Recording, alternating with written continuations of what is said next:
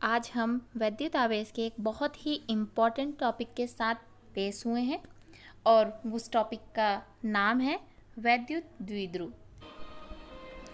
किसी बंद पृष्ठ से गुजरने वाला विद्युत फ्लक्स उस बंद पृष्ठ के अंदर उपस्थित आवेश का 1/ε0 गुना होता है। ये है गॉस थ्योरम जिसको हमको सत्यापित करना है। ठीक है, तो हम इसको सिद्ध करते हैं। देखिए कैसे। सबसे पहले डायग्राम बनाएंगे।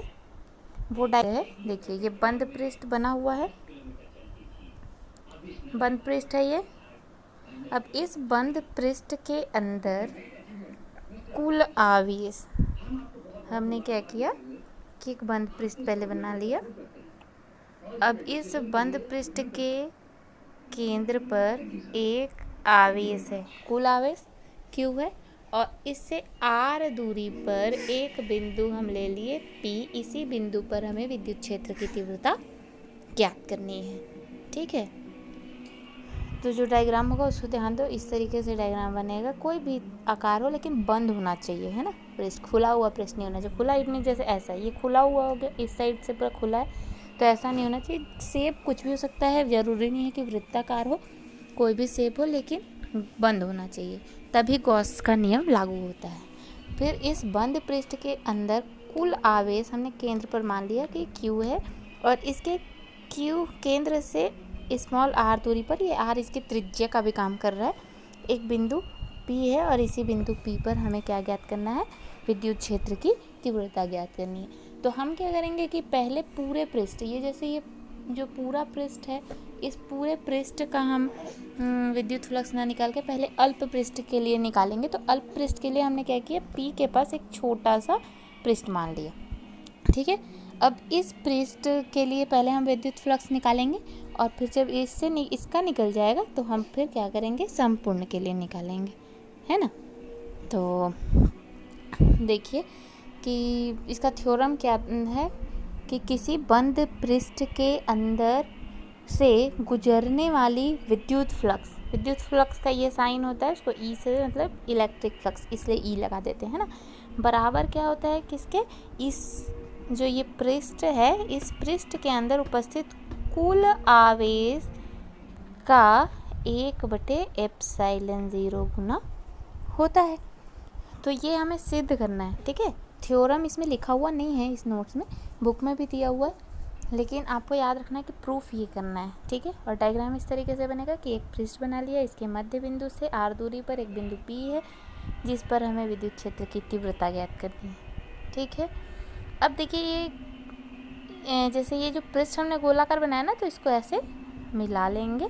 तो यहाँ जो कोण बन रहा है ना, डी ओमेगा, इसका बाद में यूज़ होगा, ये घन कोण को रिप्रेजेंट कर रहा है, डी ओमेगा। 11th में हमने पढ़ा ना घन कोण और समतल कोण, तो वही डी ओमेगा है जो इसके त्रिज्या के पास बन रहा है। ठीक है, इसकी वैल्यू है डी ओमेगा। अब ये जो डायग्राम बना हुआ है उसमें वो सारा कुछ क्लियर है। विद्युत फ्लक्स का जो डायग्राम में मतलब जो दिशा है वो ये ई है। ठीक है, उसके बाद अब जब डायग्राम क्लियर हो गया तब हम देखते हैं कि थ्योरी क्या लिखना है। जो डायग्राम बनाया ना हमने, उसी को थ्योरी में लिख देंगे। देखिए कैसे कि माना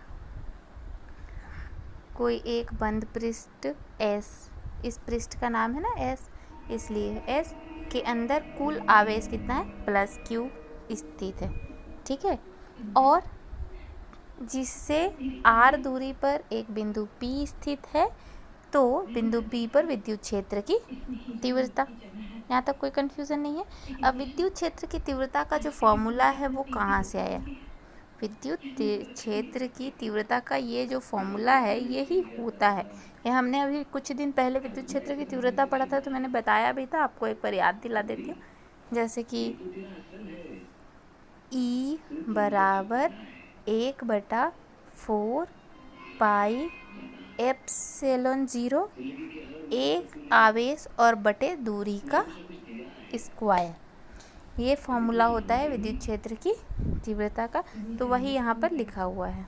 क्या लिखा हुआ है कि E बराबर 1/4 पाई ε0 Q/r²। ठीक है, क्यू क्या है, आवेश है, आर दूरी है जो उसके आवेश से पी की दूरी, और 1/4 पाई एप्सिलॉन 0 कांस्टेंट। तो विद्युत क्षेत्र की तीव्रता का फॉर्मूला क्या हो गया, ये। तो ये हो गया हमारा विद्युत क्षेत्र की तीव्रता ई निकाल लिए। ठीक है, उसके बाद अब बिंदु पी के चारों ओर अल्प पृष्ठ की कल्पना कर रहे हैं। हमने पहले ही बताया कि जो हम पूरे पृष्ठ के लिए ना निकाल करके हम पी के पास एक अल्प पृष्ठ ले लेंगे, तो इस पी से गुजरने वाला विद्युत फ्लक्स, तो चूँकि अल्प पृष्ठ के लिए ले रहे हैं इसलिए हम केवल फाई ई ना लिख करके हम उसमें क्या लगाएंगे, डी। तो अल्प पृष्ठ के लिए विद्युत flux d phi E equal to E d s cos theta. ठीक है, ये E d s cos theta कहाँ से है, विद्युत फ्लक्स का फॉर्मूला है ना। अब इसमें हम क्या करेंगे कि ई की वैल्यू कहाँ से आएगी, तो ये इक्वेशन नंबर फर्स्ट से। तो हमने समीकरण 1 से क्या किया, समीकरण 1 से ई का मान रख दिया किसमें, इस विद्युत फ्लक्स में। देखिए d phi E is equal to 1/4 pi epsilon 0 q upon r square, ये ई की वैल्यू थी, और डी एस कॉस थीटा जो है बाकी उतर गया। अब इसको एक साथ देखिए कैसे लिखेंगे, है ना। तो डी फाई वैसे ही रहेगा, बस एक Q/4 पाई एप्सिलॉन 0 को यहाँ कर दिए, और बाकी डी एस कॉस थीटा और आर स्क्वायर को एक साथ कर दिए। ऐसा इसलिए किया क्योंकि इसकी जो वैल्यू होती है वो बराबर होती है किसके, टी ओमेगा। जो अभी जस्ट हमने घन कोण के बारे में बात किया था कि केंद्र पर जो घन कोण बन रहा है उसकी वैल्यू है। ठीक है, तो इसलिए यहाँ पर d phi E is equal to Q/4 pi epsilon 0 और d s cos theta upon r square की जगह हो जाएगा डी ओमेगा। तो ये तो अल्प पृष्ठ के लिए निकाला। अब हम कुल पृष्ठ के लिए निकालेंगे। कुल पृष्ठ के लिए निकालेंगे तो जो इसका डी है ना, वो डी हट जाएगा, ये डी इधर अवकलन को रिप्रेजेंट करे, जैसे ही डी इधर आएगा तो ये समाकलन बन जाएगा। ठीक है, तो अब हम देखते हैं क्या हुआ कि अब संपूर्ण पृष्ठ के लिए, संपूर्ण पृष्ठ मतलब कुल पृष्ठ के लिए विद्युत फ्लक्स, तो फाई इक्वल टू इधर बन गया समाकलन, बाकी Q/4 pi epsilon 0 D omega जो ये था उसको लिख दिया। अब देखिए डी ओमेगा का हमको क्या करना है, समाकलन करना है। तो जो कांस्टेंट होगा उसको बाहर निकालेंगे, तो Q/4 पाई एप्सिलॉन 0 कांस्टेंट है, तो वो समाकलन से आ गया बाहर, समाकलन से आ गया बाहर, और अंदर बच गया डी ओमेगा। अब इसकी वैल्यू क्या है, तो ये घन कोण को रिप्रेजेंट करता है ना।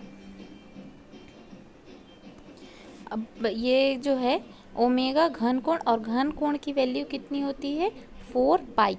हमेशा याद रखिएगा कि जो ओमेगा होती है ना उसकी वैल्यू कहीं भी अगर ओमेगा है तो वो 4 पाई, पाई की वैल्यू 180 इंटू 4। ठीक है, तो अब ये हो गया। अब जब हम इसकी वैल्यू 4 पाई रखेंगे तो 4 पाई से 4 पाई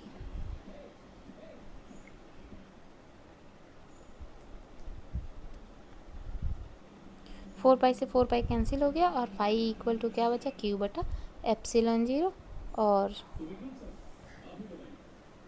यही हमको सिद्ध करना था। तो इस प्रकार से गॉस का प्रमेय निकल गया। ठीक है, अगर कोई कन्फ्यूज़न होगा तो फिर से मैं एक्सप्लेन कर दूँगी।